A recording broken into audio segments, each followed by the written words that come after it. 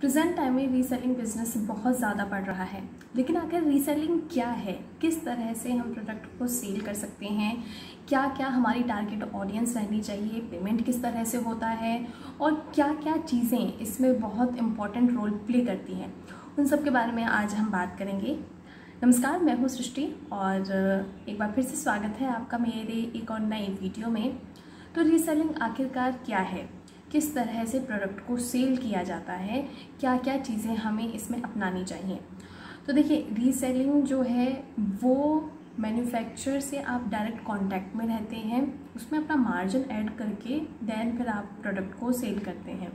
तो इसमें क्या होता है कि जो भी हमारे आसपास के लोग जुड़े हुए हैं, हमारे व्हाट्सएप से जुड़े हुए हैं, उसमें हमें क्या करना होता है कि जो भी प्रोडक्ट हमारे पास आया है वो हमें फॉरवर्ड करना होता है, हमें लोगों तक पहुंचाना होता है। और उसके दो तरीके हैं। आप एक व्हाट्सएप ग्रुप बना सकते हैं, उस ग्रुप में आप अपने जो भी प्रोडक्ट आपको मिल रहे हैं उन प्रोडक्ट्स को आप उसमें डिस्प्ले कर सकते हैं, उसमें फॉरवर्ड कर सकते हैं, वहाँ से आपको सेल आएगी। इसके अलावा आप फेसबुक ग्रुप बना सकते हैं।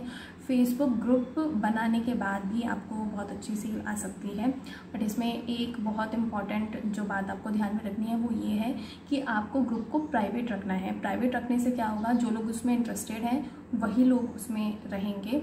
और सबसे ज़्यादा इम्पॉर्टेंट चीज़ ये है कि लोगों में क्यूरियोसिटी बनी रहती है कि अरे यार, प्राइवेट ग्रुप है तो मे बी शायद इसमें बहुत अच्छी चीज़ें होंगी। और आपको होलसेल वर्ड ज़रूर यूज़ करना है।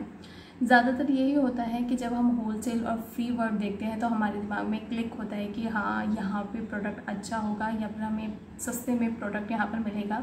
तो इस चीज़ को आप ज़रूर मेंशन करें, तो ये आपके लिए बहुत ज़्यादा यूज़फुल होगी। इसके अलावा रीसेलिंग में सबसे इम्पॉर्टेंट जो चीज़ है वो ये है कि आपको एक ट्रस्टेड मैन्युफैक्चरर ही देखना है, ट्रस्टेड होलसेलर देखना है जहां से आप प्रोडक्ट को ले सकते हैं। इससे ये होगा कि जब भी आप प्रोडक्ट किसी और को फॉरवर्ड कर रहे हैं, किसी और को बता रहे हैं, तो उसके पास एक ऑप्शन रहेगा कि हाँ, वो आपके ऊपर ट्रस्ट इसलिए कर रहा है क्योंकि आपके प्रोडक्ट की क्वालिटी अच्छी है। और ये तभी पॉसिबल हो पाएगा जब आप एक ट्रस्टेड मैन्युफैक्चरर या फिर ट्रस्टेड होलसेलर से ही प्रोडक्ट लेंगे। एक और चीज़ जो ध्यान में रखनी चाहिए कि स्टार्टिंग में आप अपना मार्जिन थोड़ा कम रखें। मार्जिन कम रखने से क्या होगा कि जो प्रोडक्ट है उसकी सेल ज़्यादा बढ़ेगी। जैसे मान लीजिए कोई भी प्रोडक्ट 100 रुपीज़ का है तो आप उसमें मार्जिन अपना 20 या 30 रुपीज़ रखें। इससे ये होगा कि आपकी सेल इंक्रीज़ होगी और इससे ये भी फ़र्क पड़ेगा कि जब आपका मार्जिन कम है तो सामने वाले को भी ये लगता है कि यार चलो, मुझे सस्ते में मिल रहा है प्रोडक्ट तो मैं आगे भी इसे फॉरवर्ड करूं। तो उससे ये होता है कि माउथ पब्लिसिटी भी होती है, लोग आगे भी दूसरे लोगों को बताते हैं। इसके अलावा रीसेलिंग में जो सबसे ज़्यादा क्वेश्चंस जो उठते हैं वो ये हैं कि हमें पेमेंट किस तरह से मिलेगा। पेमेंट देखिए, पेमेंट का जो ऑप्शन है वो अकाउंट से होता है डायरेक्ट। उसमें आप, क्योंकि जब भी पेमेंट आता है तो वो आपके पास आता है, तो पेमेंट आप लीजिए, उसमें अपना मार्जिन कट करके देन आप फिर मैन्युफैक्चरर को दे सकते हैं। COD इसमें अवेलेबल नहीं होता है, ज़्यादातर में कैश ऑन डिलीवरी इसमें बहुत कम होती है, क्योंकि क्या होता है कि मैन्युफैक्चरर जो है पैसे पहले ले लेते हैं, वो COD अवेलेबल नहीं करवाते हैं। तो ये आपको बहुत ज़्यादा चीज़ ध्यान में रखनी होती है। और लोगों में ट्रस्ट भी तभी बिल्ड होता है जब आपके प्रोडक्ट काफ़ी अच्छे होंगे।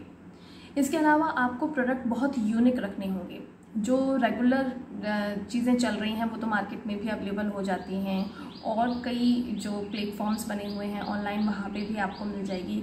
लेकिन अगर आप यूनिक चीज़ रखेंगे तो आपकी सेल और भी ज़्यादा बढ़ेगी। तो रीसेलर्स इस बात पे बहुत ज़्यादा जोर दें कि वो कुछ यूनिक आइडियाज़ रखें, कुछ यूनिक प्रोडक्ट्स रखें। इसके अलावा आप एक चीज़ और कर सकते हैं कि जब भी आप रीसेलिंग स्टार्ट कर रहे हैं तो सबसे पहले प्रोडक्ट खुद यूज़ करके देखें। उससे ये होगा कि आपको क्वालिटी का पता चल जाएगा, तो आप भी आगे ये बता पाएंगे कि मैंने ये प्रोडक्ट यूज़ किया है, मुझे इसके रिज़ल्ट्स बहुत अच्छे मिले हैं, तो आप भी इसे ट्राई कर सकते हैं। सपोज़ कीजिए आपने कोई कुर्ता ऑर्डर किया है या फिर एक सूट ऑर्डर किया है, तो आप उसे अगर पहले मंगवा लेते हैं, आप खुद उसे वेयर करके देखते हैं, खुद उसे यूज़ करते हैं, तो आपको ये आइडिया लग जाएगा कि इसकी क्वालिटी कैसी है। तो आपका खुद का भी ट्रस्ट बिल्ड होगा। क्योंकि कई बार क्या होता है कि रीसेलिंग हम स्टार्ट तो कर देते हैं, बट हमें ये पता नहीं होता है कि उसका प्रोडक्ट कैसा है, उसकी क्वालिटी कैसी है।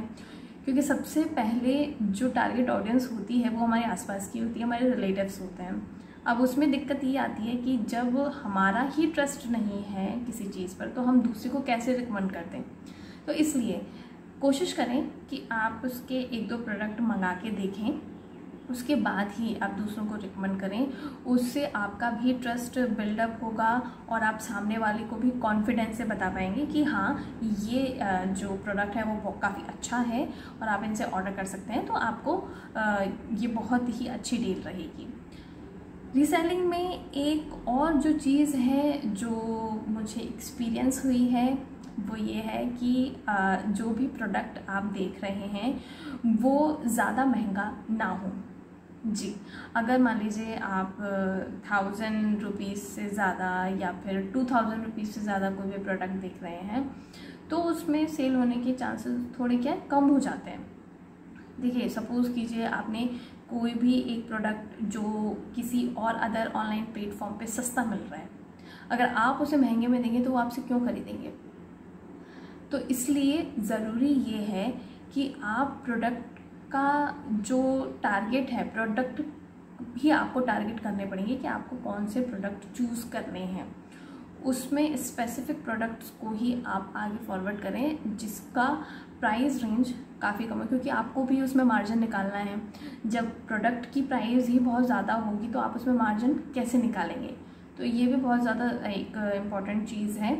और फिर ये उस पर भी डिपेंड करता है कि आपकी टारगेट ऑडियंस कैसी है। मान लीजिए आपका जो ग्रुप है, आपका जो फेसबुक पेज या फिर फेसबुक ग्रुप जो आपने बनाया है या व्हाट्सएप ग्रुप बनाया है, उसमें लोगों की स्ट्रेंथ ऐसी है कि वो ठीक है 2000 से अबव भी चीज़ें ले सकते हैं या फिर 5000 से भी अबव चीज़ें ले सकते हैं, तो उसमें कोई प्रॉब्लम नहीं है। बट अगर आप स्टार्ट कर रहे हैं तो छोटे प्रोडक्ट से स्टार्ट कीजिए। और एक और इम्पॉर्टेंट चीज़, अपनी नीश बनाए रखें। अगर आप कुर्ती सेल कर रहे हैं तो सिर्फ कुर्ती ही कुर्ती सेल कीजिए। अगर आप मेंस वेयर रीसेल कर रहे हैं तो आप मेंस वेयर ही रीसेल कीजिए। ज्वेलरी कर रहे हैं तो सिर्फ और सिर्फ ज्वेलरी कीजिए। किड्स वेयर कर रहे हैं तो सिर्फ और सिर्फ किड्स वेयर कीजिए। अब इसमें ये होगा कि आपकी एक नीश बनी रहेगी। उसमें फिर हौच पौच हो जाता है कि आप वुमेंस वेयर भी कर रहे हैं, मेंस वेयर भी कर रहे हैं, किड्स वेयर भी कर रहे हैं, ज्वेलरी भी कर रहे हैं, तो वो ना बहुत ज़्यादा हौच पौच हो जाता है। उससे अच्छा ये है कि आप एक नीश बना लीजिए कि मुझे इसी पे काम करना है और इसी को मुझे आगे बढ़ाना है। तो ये तो स्टार्टिंग वाली बात हो गई। अब आप अपने एक अच्छे लेवल पे अगर आ जाते हैं रीसेलिंग में, तो उसमें आप क्या कर सकते हैं। आपकी टारगेट ऑडियंस बहुत अच्छी हो गई है, आपका ग्रुप काफ़ी बड़ा हो गया है जिसमें करीबन 1000+ से भी ज़्यादा ग्रुप में मेंबर हो गए हैं, और आप चाहते हैं कि आप खुद का स्टार्ट करें, तो रीसेलिंग के बाद आप खुद भी होलसेलर बन सकते हैं। जी हाँ, ये भी एक बहुत अच्छा ऑप्शन होता है।